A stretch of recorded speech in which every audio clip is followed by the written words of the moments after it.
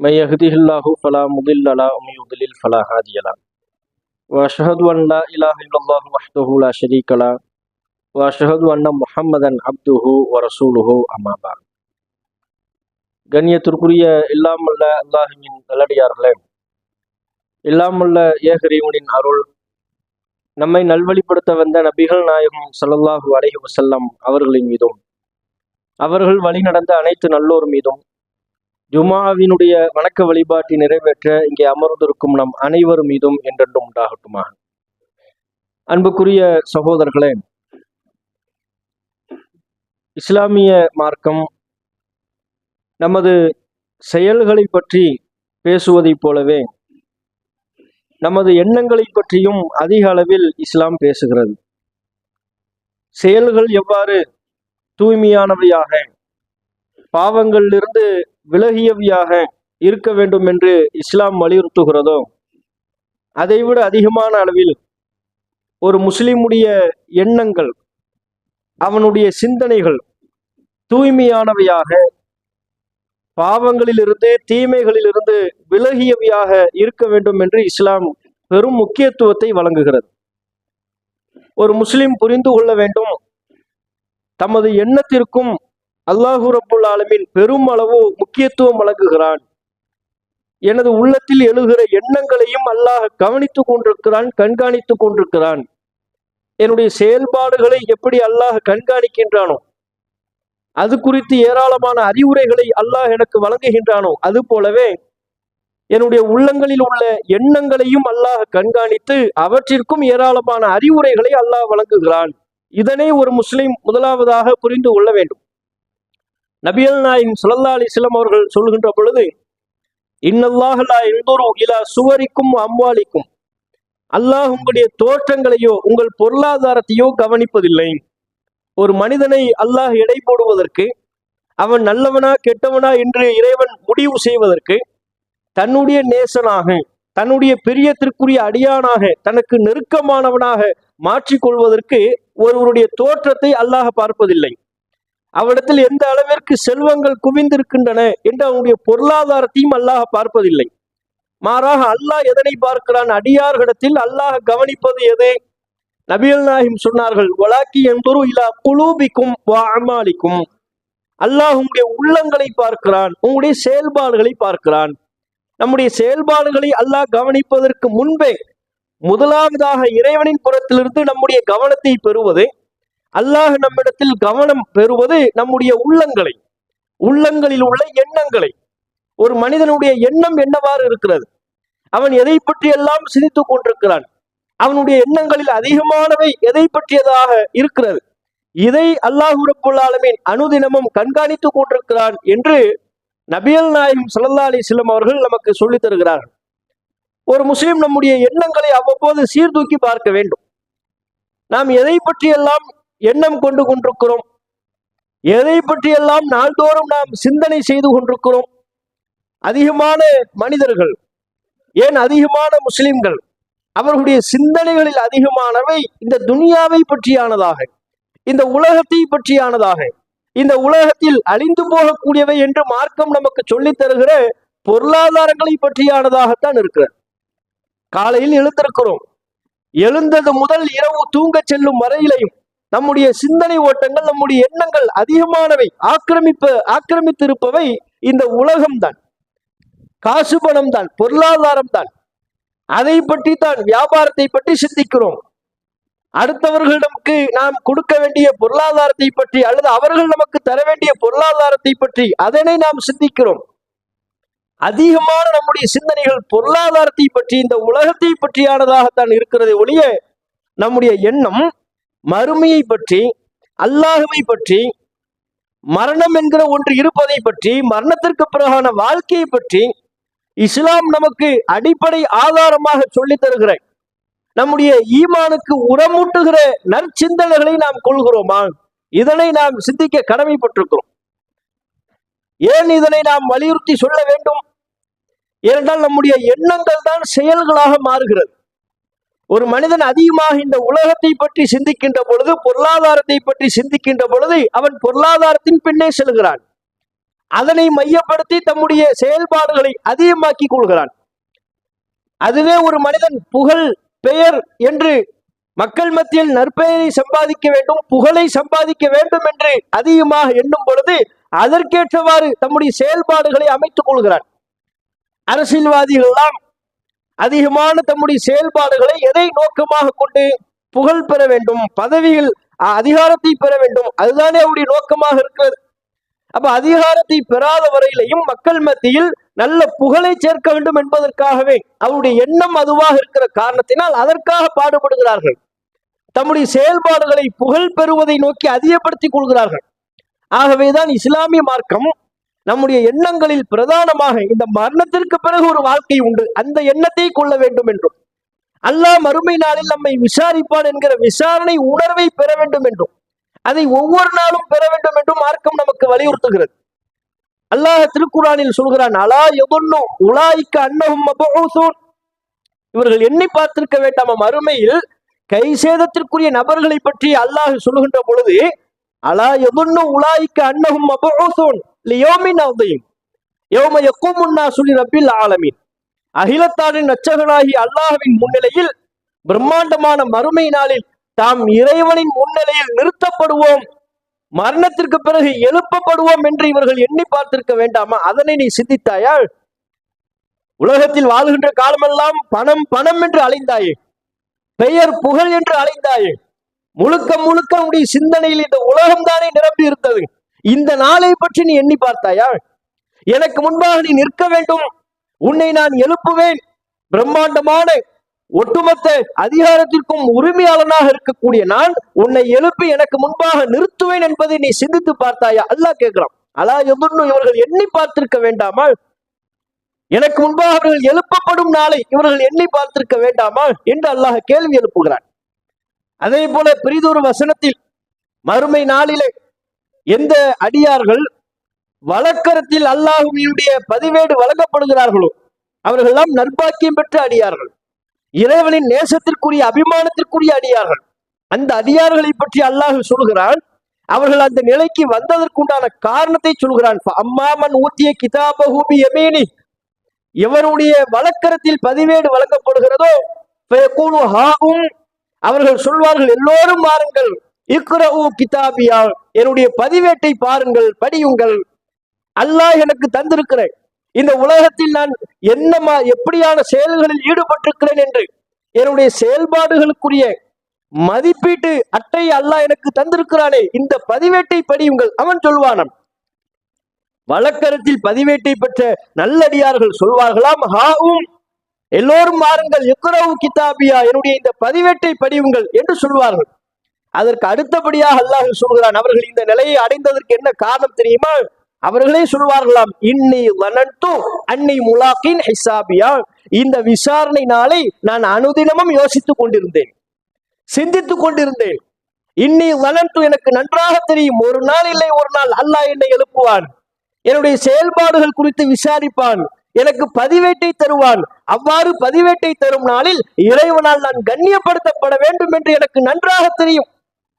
இன்னி வனன்து அன்னி முலாக்கின் ஹிசாபியா, இறைவனின் இந்த விசாரிக்கும் நாளை நான் ஒவ்வொரு நாளும் எண்ணிக்கொண்டிருந்தேன், எனக்கு நல்ல தெரியும் இப்படி ஒரு நாள் வரும் என்று. ஆகவே அந்த நாளை சந்திப்பதற்கேற்ப என்னுடைய செயல்பாடுகளை அமைத்துக் கொண்டேன் என்று அந்த அடியான் சொல்வானாம். திருக்குர்ஆனில் அல்லாஹ் சொல்லித் தருகிறான். அப்படி என்றால் நம்முடைய செயல்பாடுகள் அழகு பெறுவதற்கு, நம்முடைய செயல்பாடுகள் ஈமானுக்கு உரமுட்டுகிற செயல்பாடுகளாக மாறுவதற்கு நம்முடைய சிந்தனை, நம்முடைய எண்ணங்கள் அடிப்படை. எண்ணம் என்றால் வெறுமனை பிற மனிதர்களை பற்றி எண்ணுகிற எண்ணம் மாத்திரமல்ல, அத்தனை விதமான எண்ணம், மரணத்தை பற்றியான எண்ணம், இந்த உலக வாழ்வை நாம் எவ்வாறு மதிப்பீடு செய்கிறோம் என்கிற எண்ணம், எண்ணம் தானங்க அடிப்படை. நபிகள் நாயகம் ஸல்லல்லாஹு அலைஹி வஸல்லம் அவர்கள் சொன்னார்கள், இன்னமல் அஅமாலு பின்னியாத், செயல்கள் யாவும் எண்ணங்களை பொறுத்தே அமைகிறது. இந்த உலகம்தான் முக்கியம் என்று ஒருவன் எண்ணுவானேயானால் அவன் உலகத்தின் பின்னே செல்வான். தொழுகைக்கு அவனிடத்தில் மதிப்பு இருக்காது, குர்ஆனை எடுத்து ஓதுவதற்கு அவனிடத்தில் மதிப்பு இருக்காது, தான தர்மங்களுக்கு அவனிடத்தில் மதிப்பு இருக்காது. ஏன்? எந்த நற்செயல்களுக்கும் அவனுடைய உள்ளத்தில் மதிப்பு இருக்காது. காரணம், அவன் உலகம் பெரிது என்று எண்ணுகிறான், இந்த உலகமே நிலையானது என்று எண்ணுகிறான். ஆகவே அந்த எண்ணத்திற்கேற்பவே அவனுடைய செயல்பாடுகள் அமையும். அப்ப மறுமை சிந்தனை இருக்கின்ற பொழுது மரணத்திற்கு பிறகு ஒரு வாழ்க்கை உண்டு. அந்த வாழ்க்கையில் அல்லாஹ் நம்மை எழுப்புவான், எழுப்பி நம்மை விசாரிப்பான் என்று விசாரிக்கின்ற நாளை பற்றி எண்ணுகிற மக்கள் அவருடைய செயல்பாடுகள் அழகு பெறும். ஒவ்வொரு செயலையும் பொறுப்பெடுத்து இந்த செயலுக்கு நான் அல்லாஹ்விடத்தில் பதில் சொல்ல வேண்டுமே, இந்த என்னுடைய செயலுக்கு நான் அல்லாஹ்விடத்தில் பதில் சொல்லியாக வேண்டுமே என்று இறைவன் முன்னிலையில் நிற்பதையும் அல்லாஹ்விற்கு பதில் சொல்வதை அஞ்சியும் தம்முடைய செயல்பாடுகளை அமைத்துக் கொள்வார்கள். அதே போல நம்முடைய எண்ணங்களில் பிரதானமான எண்ணமாக அல்லாஹ்வை பற்றி நாம் எவ்வாறு எண்ணுகிறோம், இந்த உலக வாழ்க்கையை பற்றி நாம் எவ்வாறு எண்ணுகிறோம், மறுமை பற்றி எவ்வாறு எண்ணுகிறோம் என்று இந்த நம்பிக்கை சார்ந்த எண்ணங்களை நாம் சரிப்படுத்திக் கொள்ள வேண்டும். பல மூமின்களுக்கு, பல அடியார்களுக்கு அல்லாஹ்வை பற்றிய எண்ணம் சரியான முறையில் அமைவதில்லை. இந்த உலக வாழ்க்கையை பற்றிய எண்ணம் சரியான முறையில் அமைவது இது ஒரு சோதனை களம். இந்த உலகத்தில் மூமின்களை, இறை நம்பிக்கையாளர்களை அல்லாஹ் சோதிப்பதற்கு பல்வேறு சோதனைகளை தருவான். அதுவெல்லாம் அல்லாஹ்வின் பார்வையில் ஒரு பொருட்டே அல்ல. இதான ஒரு மூமினின், ஒரு இறை நம்பிக்கையாளரின் பார்வையாக இருக்க வேண்டும். அந்த பார்வை சரியாக நம்முடைய உள்ளத்தில் வராத பொழுது எப்படி பாய் வாழ்க்கை எப்படி போகுதுன்னா ரொம்ப சலிச்சுக்குவார்.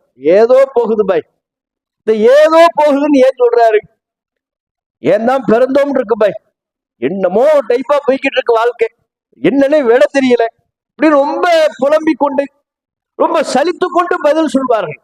இந்த புலம்பலுக்கும் சலிப்பிற்கும் என்ன காரணம் என்றால், இந்த உலக வாழ்க்கையை பற்றி மார்க்கம் என்ன சொல்லுகிறதோ அதற்கேற்ப நம்முடைய எண்ணம் இல்லை. ஆமாங்க, அல்ல கரெக்டா போயிட்டு இருக்கு, அல்ல என்ன சொன்னாலும் அதற்கேற்ப இந்த உலகம் செல்கிறது, அதற்கேற்ப இந்த உலகத்தின் வாழ்க்கை செல்கிறது. அல்லாஹ் சொன்னான், அத்துன்யா சிஜ்னுல் முஃமினின், நபிகள் நாயகம் சொன்னார்கள், இந்த உலகம் மூமின்களுக்கு சிறைச்சாலை, அதற்கேற்ப சென்று கொண்டிருக்கிறது. தாம் பெரும் அளவில் நெருக்கடியில் இருந்தாலும் சோதனையில் இருந்தாலும் கூட நபிகள் நாயகம் இந்த உலகை பற்றி நமக்கு என்ன சொன்னார்களோ அதனோடு பொருத்தி பார்த்து அல்லவா பதிலளிக்க வேண்டும். அந்த எண்ணம் இருந்தா வரும். அல்லாஹ்வை பற்றி நாம் என்ன நினைக்கிறோம், நாம் எவ்வளவு பெரிய நெருக்கடியில் இருந்தாலும் எவ்வளவு பெரிய கஷ்டத்தில் இருந்தாலும் அல்லாஹ் நமக்கு உதவி செய்வான் என்று நாம் நினைப்போமே ஆனால், அந்த துன்பத்திலிருந்து அல்லாஹ் நம்மை மீட்டெடுப்பான் என்று நாம் நினைப்போமே ஆனால், அதை பற்றி சலித்துக் கொள்வோமா, அதை பற்றி நாம் பெரிதாக கவலைப்பட்டு பேசுவோமா?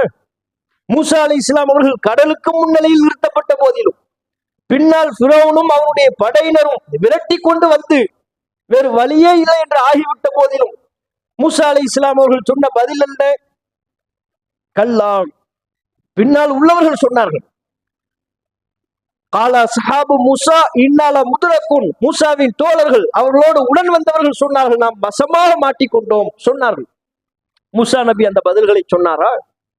மூசா அலைஹிஸ்ஸலாம் அவர்கள் தெளிவாக சொன்னார்கள், இல்லை நான் மாட்டலாம் இல்லை. என்ன மாட்டிக்கிட்டோங்கிறீங்க, ஏன் இப்படி ஒரு பதிலை சொல்கிறீர்கள், அல்லாஹ் மறந்து ஏன் பேசுறீங்க? இன்ன மஅய ரப்பி சயஹ்தீன், என்னோடு என்னுடைய இறைவன் இருக்கிறான், அவன் எனக்கு வழிகாட்டுவான். இந்த பதிலை சொன்னார்கள். மூசா அலைஹிஸ்ஸலாம் அவர்கள் மட்டுமல்ல அத்தனை இறை தூதர்களும், எந்தெந்த இறை தூதர்களாம் மிகப்பெரிய நெருக்கடிக்கு தள்ளப்பட்ட போதிலும், அவர்கள் வாழ்க்கையில் மிகப்பெரிய சிரமத்தை சந்தித்த போதிலும், இந்த சிரமத்திலிருந்து அல்லாஹ் என்னை விடுவிப்பான் என்று அவர்கள் பேசினார்கள். காரணம், அல்லாஹ்வை பற்றி அவர்களுடைய எண்ணம் அவ்வாறு இருந்தது. அல்லாஹ் எனக்கு உதவி செய்வான், அல்லாஹ் எப்படி என்னை கைவிடுவான், அல்லாஹ் எனக்கு எப்படி இந்த துன்பத்திலிருந்து என்னை மீட்காமல் இருப்பான், இந்த துன்பத்தை தர ஆற்றல் பெற்ற இறைவன் இந்த துன்பத்திலிருந்து என்னை மீட்டெடுக்கவும் வல்ல ஆற்றல் பெற்றவன், அதற்குரிய சக்தி அல்லாஹுக்கு உண்டு, நிச்சயம் அல்லாஹ் என்னை இந்த துன்பத்திலிருந்து மீட்பான் என்று நம்பினார்கள். அல்லாஹ்வை பற்றிய நல்லெண்ணம். இப்ராஹிம் அலைஹிஸ்ஸலாம் அவர்களின் குடும்பத்தில் அத்தனை பேருக்கும் அல்லாஹ்வை பற்றிய நல்லெண்ணம் இருந்தது. இப்ராஹிம் அலைஹிஸ்ஸலாம் அவர்களுக்கு இருந்தது, அவர்களுடைய மகன் இஸ்மாயில் அலைஹிஸ்ஸலாம் அவர்களுக்கு இருந்தது, அவருடைய மனைவி ஹாஜர் அலைஹிஸ்ஸலாம் அவர்களுக்கு இருந்தது. ஒட்டுமொத்த குடும்பத்திற்கும் அல்லாஹ்வை பற்றிய ஒரு நல்லெண்ணம் இருந்தது. அல்லாஹ்வை பற்றிய அவருடைய எண்ணம் உயர்வானவையாக சிறப்பானவையாக இருந்தது. எவ்வளவு பெரிய துன்பத்தை அல்லாஹ் தந்தாலும், இது அல்லாஹ் இதன் மூலம் என்னை சோதிக்கிறான், இதிலேயே அல்லாஹ் என்னை நீட்டித்து விட மாட்டான். நீண்ட காலமா இப்ராஹிம் அலைஹிஸ்ஸலாம் அவங்களுக்கு புள்ள இல்லை, அதோட சோர்ந்து போய் உட்கார்ந்துட்டாங்களா? அல்லாஹ் மேல தொடர்ச்சியா நம்பிக்கை வைத்து பிரார்த்தனை செய்து கொண்டே இருந்தார்கள். காரணம், அல்லாஹ் தருவான் என்கிற நம்பிக்கை. அல்லாஹ் தருவான், அல்லாஹ் என்ன கைவிட மாட்டாயா, அல்லாஹ் நீத்தா. வயதான நிலையில் தான் இப்ராஹிம் அலைஹிஸ்ஸலாம் அவர்களுக்கு பிள்ளை கிடைத்தது. அப்படி பிள்ளை கிடைத்த பொழுது அல்லாஹ் அறுக்க சொன்னான், அதற்கும் தயார் என்றார்கள், அது வேறு. இங்கே நாம் இப்ராஹிம் அலைஹிஸ்ஸலாம் அவருடைய ஒட்டுமொத்த குடும்பத்திலும் பார்க்க வேண்டியது அல்லாஹ்வை பற்றிய நல்லெண்ணம். இப்ராஹிம் நபிக்கு இருந்தது, இஸ்மாயில் அலைஹிஸ்ஸலாம் அவர்களுக்கு இருந்தது. மகன்ட உன்னை அறுப்பதை போல் கனவு கண்டேன், நீ என்ன சொல்கிறாய் என்று கேட்கப்பட்ட பொழுது இஸ்மாயில் அலைஹிஸ்ஸலாம் அவர்கள் சொன்னார்கள், ஃபஃஅல் மா துஅமர் சதஜிதுனி இன்ஷா அல்லாஹு மினஸ் சாபிரீன். அல்லாஹ் உங்களுக்கு உத்தரவிட்டதை செய்யுங்கள், இன்ஷா அல்லாஹ் இறைவன் நாடினால் என்னை நீங்கள் பொறுமையாளனாக பார்ப்பீர்கள், நான் கட்டுப்படுவேன். அவர்களுக்கு அல்லாஹ்வை பற்றிய ஒரு நல்லெண்ணம். பாலைவனத்தில் அவருடைய மனைவி ஹாஜர் அலைஹிஸ்ஸலாம் அவர்களை கொண்டு போய் விடும் பொழுது ஹாஜர் அலைஹிஸ்ஸலாம் அவர்கள் கேட்டார்கள், யா இப்ராஹிம் ஐன ததுஹபு, இப்ராஹிம் எங்கே செல்கிறீர்? ஓ தத்ருகுனா பி ஹாதல் வாதி அல்லதி லைஸ ஃபீஹி இன்சுன் வலா ஷைஉன், யாரும் இல்லாத இந்த வனாந்தர பாலைவனத்தில் எங்களை விட்டு நீங்க எங்க போறீங்கன்னு கேட்கும் பொழுது இப்ராஹிம் நபி பதிலே சொல்லலை. திருப்பி கேட்டாங்க, அல்லாஹு அமரக பி ஹாதா, அல்லாஹ் தான் உங்களுக்கு இப்படி உத்தரவிட்டாரா? அதற்கு மாத்திரம் நாம் ஆம் என்று பதில் சொன்னார்கள். ஒரு வரி பதில், ஆமாம், அவ்வளவுதான் பதில். அந்த பதிலை பெற்ற மாத்திரத்தில் ஹாஜர் அலைஹிஸ்ஸலாம் அவர்கள் சொன்னார்கள், இதன் லா யுதையுனா, அப்படி என்றால் நீங்கள் செல்லுங்கள், அல்லாஹ் எங்களை கைவிட மாட்டான். அல்லாஹ்வை பற்றிய எண்ணம். அப்ப நம்முடைய எண்ணங்களில் இப்ராஹிம் அலைஹிஸ்ஸலாம் அவர்களின் குடும்ப வாழ்விலிருந்து நாம் பெற வேண்டிய மிக முக்கியமான பாடம், அல்லாஹ்வை பற்றி நம்முடைய எண்ணம் எவ்வாறு இருக்கிறது. நமக்கு அல்லாஹ் வியாபாரத்துல நஷ்டத்தை தரலாம், சில பேருக்கு திருமணம் தாமதமாகிறது, இன்னும் சிலருக்கு திருமணம் ஆகி குழந்தை பெறுவதில் தாமதம் ஏற்படுகிறது, குடும்பத்துல கஷ்டம், நோய் நொடி, குடும்ப உறுப்பினர்களுக்கு தீராத நோய், கடன், ஏராளமான துன்பங்கள் அலைபோல் ஒவ்வொன்றாக அடுக்கடுக்காக வரட்டும். அவ்வளவு அடுக்கடுக்காக நம்முடைய வாழ்வில் துன்பங்கள் ஏற்பட்ட போதும் நாம் அல்லாஹ்வை பத்தி என்ன நினைக்கிறோம்? இந்த துன்பத்திலிருந்து அல்லாஹ் என்னை காப்பான், இந்த துன்பத்திலிருந்து அல்லாஹ் என்னை மீட்டெடுப்பான், இன்னைக்கு எனக்கு பிள்ளை இல்லாம இருக்கலாம், நிச்சயம் அல்லாஹ் எனக்கு பிள்ளையை தருவான், இன்னைக்கு எனக்கு கல்யாணம் ஆகாம இருக்கலாம், அல்லாஹ் எனக்கு நிச்சயம் ஒரு சாலிகான ஆணை அல்லது ஒரு சாலிகான பெண்ணை அல்லாஹ் எனக்கு தருவான் என்று அல்லாஹ்வினுடைய உதவியின் மீது நம்பிக்கை கொண்டவர்களாக, அல்லாஹ்வை பற்றி நல்ல எண்ணம் கொண்டவர்களாக இருக்கிறோமா? அதை நம்ம நினைச்சு பார்க்கணும். அப்ப நம்முடைய எண்ணங்கள்ல பிரதானமான, காலையில் எழுந்திருக்கிறோங்க, எழுந்ததுல நம்முடைய எண்ணத்தை நீங்க கொஞ்சம் ரீவைண்ட் பண்ணி பாருங்க. எதை பத்தி அதிகமா நினைக்கிறோம்?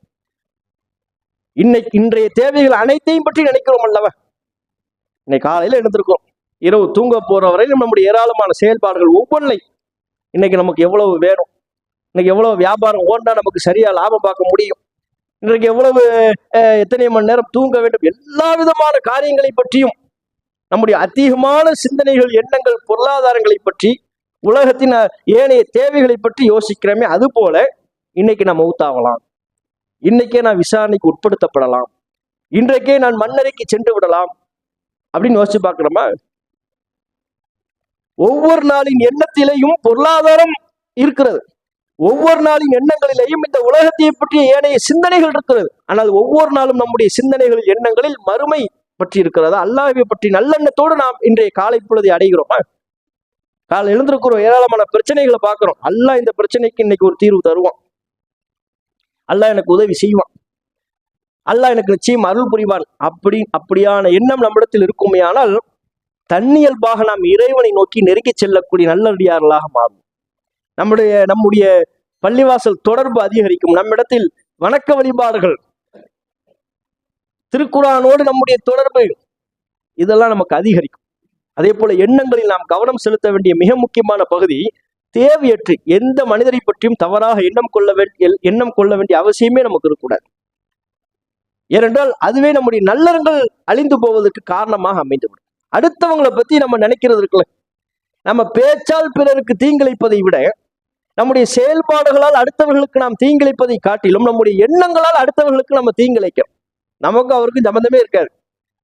ஒருவரை பார்ப்போம், அவருடைய தோற்றத்தை தான் பார்ப்போம், தோற்றத்தை பார்த்தோன்னே மகா ரவுடியா இருப்பான் போல நினைச்சிட்டு போயிட்டே இருப்போம். அவன் ரவுடியா இல்லையா நமக்கு தெரியாது. பள்ளிவாசலுக்கு ஒருவர் வருவார், தெரியாம இடிச்சுட்டு போயிடுவார், முட்டாளா இருப்பான் போல பாருங்களேன், இடிச்சுட்டு போய் ஒரு வார்த்தை மன்னிப்புன்னு கேட்டாலா அவரை பத்தி ஒரு எண்ணம். அப்ப நமக்கு தொடர்பே இல்லாதவர்கள் பற்றி கூட, அவங்க வாழ்க்கையில அடுத்த முறை நம்ம சந்திப்போமா தெரியாது, அவர்களை பற்றி கூட தவறான பல எண்ணங்களை நாம் கொள்கிறோம் ஒவ்வொரு நாளும். இந்த எண்ணங்களையும் நமக்கு கவனம் வேண்டும். என்றால் பிற நபர்களை பற்றி நாம் எண்ணுகிற எண்ணங்களுக்கு அல்லாஹ்விடத்தில் விசாரணை உண்டு. அல்லாஹ்வை பற்றி நாம் எண்ணுகிற எண்ணங்களுக்கு அல்லாஹ்விடத்தில் நாம் எப்படி பதில் சொல்லியாக வேண்டுமோ அது போல பிற நபர்களை பற்றி நாம் எண்ணுகிறோம் அல்லவா? நம்முடைய அண்ணனை பற்றி, நம்முடைய தம்பியை பற்றி, நம்முடைய இரத்த பந்த உறவுகளை பற்றி, நம்முடைய அண்டை வீட்டாரை பற்றி, நாம் யாரோடு வியாபாரம் செய்கிறோமோ, கொடுக்கல் வாங்கலில் ஈடுபடுகிறோமோ அவர்களை பற்றி, பிற நபர்களை பற்றி நாம் எண்ணுகிற ஒவ்வொரு எண்ணங்களுக்கும் அல்லாஹ்விடத்துல பதில் சொல்லணும். அதனாலதான் அல்லாஹ் சொன்னான், யா அய்யுஹல்லதீன ஆமனு இஜ்தனிபு கஸீரம் மினல் ஈமான் கொண்டோரை அதிகமான யூகங்கள் எண்ணங்களை நீங்கள் கைவிடுங்கள். ஏனெனில் சில எண்ணங்கள் பாவங்களாக இருக்கிறது. நீ ஆதாரமே இல்லாம அடுத்தவனை குற்றவாளி என்று எண்ணி விடுகிறாய், பாவமாக எண்ணி விடுகிறாய், தவறாக எண்ணி விடுகிறாய். உன்னுடைய எண்ணம் தவறாக அமைந்து விடுகிறது. தவறாக அமையும் பொழுது அது குற்றம் அல்லாஹ் சேர்க்கிறோம். சில எண்ணங்கள் பாவமாக அமைந்து விடுகிறது. ஆகவே அதிகமாக எண்ணங்களை கொள்ளாதீர்கள் என்று அல்லாஹ் ரப்பல் ஆலமீன் திருக்குர்ஆனில் நமக்கு எச்சரிக்கை செய்கிறார். நபிகள் நாயகம் சொன்னார்கள், ஈயாக்கும் வன்ன, எண்ணங்கள் அடிக்கடி பிற நபர்களை பற்றி அதிகமாக எண்ணுவதை பற்றி நான் எச்சரிக்கை செய்கிறேன். வன்ன அக்தபுல் ஹதீஸ், ஏனென்றில் பிற நபர்களை பற்றி நாம் எண்ணுகிற எண்ணங்களில் அதிகமானவை பொய்யாக இருக்கிறது என்று நபிகள் நாயகம் ஸல்லல்லாஹு அலைஹி வஸல்லம் அவர்கள் நமக்கு எச்சரிக்கை செய்கிறார்கள். ஆகவே இந்த எச்சரிக்கைகளை நாம் கவனத்தில் கொண்டு நம்முடைய எண்ணங்கள் எல்லா வகையிலையும் ஒவ்வொரு நாளும் மரணத்தை பற்றி நாம் எண்ணுகிறோமா, மறுமையை பற்றி எண்ணுகிறோமா, அல்லாஹ்வின் முன்னிலையில் நிறுத்தப்படுவதை பற்றி, அல்லாஹ் நம்முடைய கையில் பதிவேட்டை தருவதை பற்றி, விசாரணை செய்வதை பற்றி எண்ணுகிறோமா? அப்படி நாம சிந்திச்சு பார்க்கணும். அல்லாஹ்வை பற்றிய நல்ல எண்ணத்தோடு ஒவ்வொரு நாளும் காலை பொழுதை நாம் அடைகிறோமா? அப்படி நாம் சிந்தித்து பார்க்க வேண்டும். பிற மனிதர்களை பற்றி தேவையற்ற எந்த தவறான யூகமும் செய்யாமல் இருக்கிறோமா? அப்படியும் நாம் சிந்தித்து பார்த்து நம்முடைய எண்ணங்களை, செயல்பாடுகளை நாம் அழகுபடுத்திக் கொள்வதை போல நம்முடைய எண்ணங்களையும் அழகுபடுத்தி சீராக்கி கொள்வோமாக என்று கேட்ட என்னுடைய முதல் உரையை நிறைவு செய்து கொள்கிறேன். வாஹிரு தஅவானா அல்ஹம்துலில்லாஹி ரப்பில் ஆலமீன்.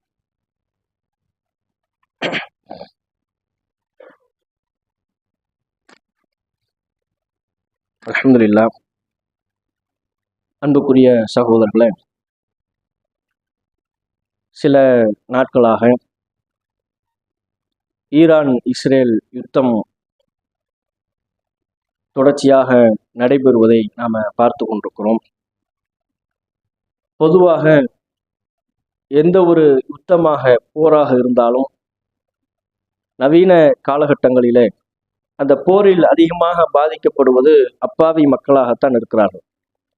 குழந்தைகளும் பெண்களும் வயோதிகர்களும் யுத்தத்திற்கு சம்பந்தம் இல்லாத பொதுமக்களும் தான்.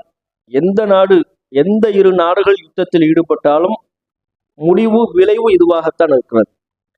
அப்ப இந்த விளைவை கவனத்தில் கொண்டு இன்றைய காலகட்டங்களில் யுத்தம் என்பதே தவிர்க்கப்பட வேண்டியது. யாருமே போரின் நெறிமுறைகளை கவனத்தில் கொள்வதே கிடையாது. போருக்கென்று சீரிய ஒழுங்குமுறைகளை கடைபிடிப்பது இல்லை. ஆகவே யுத்தம் என்பதை பொதுவில் தவிர்க்கப்பட வேண்டிய ஒன்று.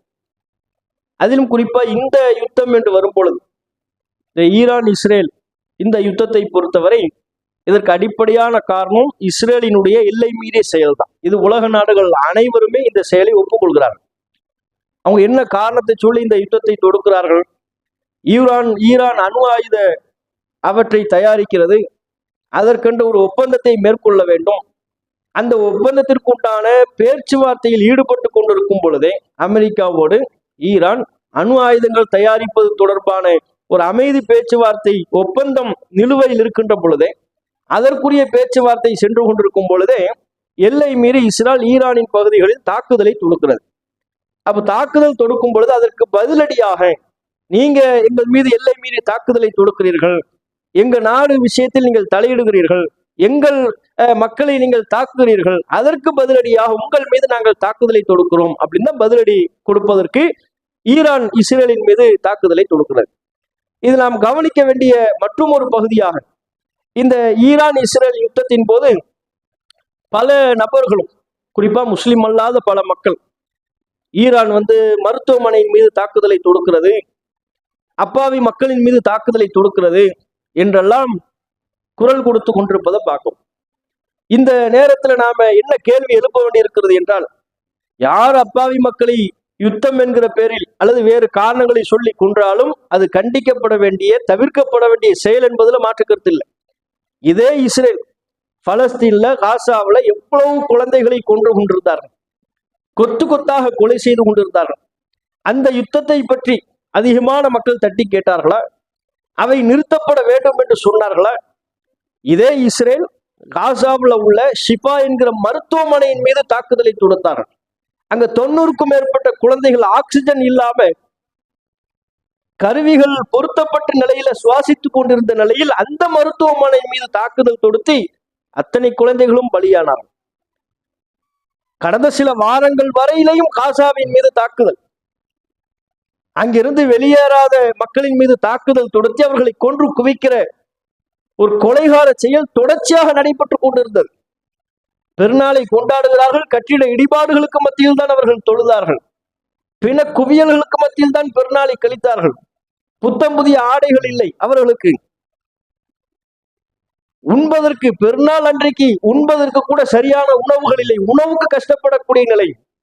உணவு கொடுப்பதற்கு அனைவரும் தயாராக இருக்கிறார்கள், இறைச்சிகளை அங்கே ஏற்றுமதி செய்வதற்கு தயாராக இருக்கிறார்கள். ஆனால் இஸ்ரேல் அதனை தடுக்கிறது, கொடுக்க உள்ளே நாங்கள் விடமாட்டோம் என்று தடுத்தார்கள். இந்த கொடூரமான மனிதநேயத்திற்கு எதிரான செயல்களை பற்றி எல்லாம் பேசுவதற்கு நாதி இல்லை, அதை கண்டிப்பதற்கு ஆள் இல்லை. ஆனால் இப்போது இஸ்ரான் ஈரான் என்று யுத்தம் வருகின்ற பொழுது மருத்துவமனையின் மீது தாக்குதலை தொடுக்கலாமா என்று கேள்வி எழுப்புகிறார்கள். ஆனால் ஈரான் அதற்கும் பதிலளித்திருக்கிறது, நாங்கள் எந்த மருத்துவமனையின் மீதும் தாக்குதலை தொடுக்கவில்லை, மருத்துவமனை எங்கள் இலக்கல்ல என்று சொல்லியிருக்கிறார்கள். எப்படி பார்த்தாலும் நமக்கு பல நபர்கள் சமூக வலைத்தளங்கள்ல கருத்து போடுறாங்க, எப்படி இந்த இஸ்ரேல் தானே பலஸ்தீன்ல காசாவில் தாக்குதலை தொடுத்தார்கள், அந்த வகையில ஈரான் எவ்வளவு அடித்தாலும் தகும் அப்படின்னு சொல்றாங்க. அப்படி நம்ம நினைக்க முடியாது. எந்த யுத்தமா இருந்தாலும் பொதுமக்கள் பாதிக்கப்படக்கூடாது, யுத்தத்திற்கு சம்பந்தம் இல்லாத குழந்தைகள் அவங்க தான் அதிகமா பாதிக்கப்படுவாங்க. இதே ஈரானும் கடந்த காலங்களில் எல்லை மீறி பல்வேறு தாக்குதல்களில் ஈடுபட்டிருக்கிறார்கள், வரலாறு அதைத்தான் சொல்லித் தருகிறது. ஆகவே யுத்தம் என்று வரும் பொழுது அதிகமான மக்கள் பொதுமக்கள் பாதிக்கப்படுகிறார்கள், அதுதான் உலக வரலாறு என்பதை கவனத்தில் கொண்டு இந்த யுத்தம் இது ஒரு அமைதி பேச்சுவார்த்தையின் மூலமாக நிறுத்தம் செய்யப்பட வேண்டும் என்பதுதான் முஸ்லிம்களின் பார்வையா இருக்கணும். குறிப்பாக இஸ்ரேல் அமெரிக்கா அவர்களின் ஏகாதிபத்திய காட்டுமிராண்டித்தனமான செயல், எந்த நாட்டின் பிரச்சனைகளையும் தலையிடக்கூடிய அந்த நாட்டாமை செய்யக்கூடிய அந்த குணத்திற்கு சர்வதேச நாடுகள் தலையிட்டு தக்க தீர்வை வழங்கினால் மட்டும்தான் உலகம் அமைதி பார்வையை நோக்கி செல்லும். இஸ்ரேலும் அமெரிக்காவும் ஏகாதிபத்திய செயல்பாடுகளை, காட்டுமிராண்டித்தனமான செயல்பாடுகளை, ஏனைய நாடுகளில் தலையிடக்கூடிய செயல்பாடுகளை தொடர்வார்களே ஆனால் உலகம் சுடுகாடாக மாறுவதற்குரிய அபாயம் இருக்கிறது. இதனை சர்வதேச நாடுகள் கண்டறிந்து இந்த பிரச்சனைக்கு சுமூகமான ஒரு பேச்சுவார்த்தையின் மூலம் தீர்வு காண வேண்டும் என்பதுதான் நம்முடைய பார்வை. இதனை இந்த நேரத்தில் தெரிவித்துக் கொண்டு என்னுடைய உரையை நிறைவு செய்து கொள்கிறேன். வாஹுருதாவன் அல்ஹம்துலில்லாஹி ரப்பில் ஆலமீன். அஸ்ஸலாமு அலைக்கும்.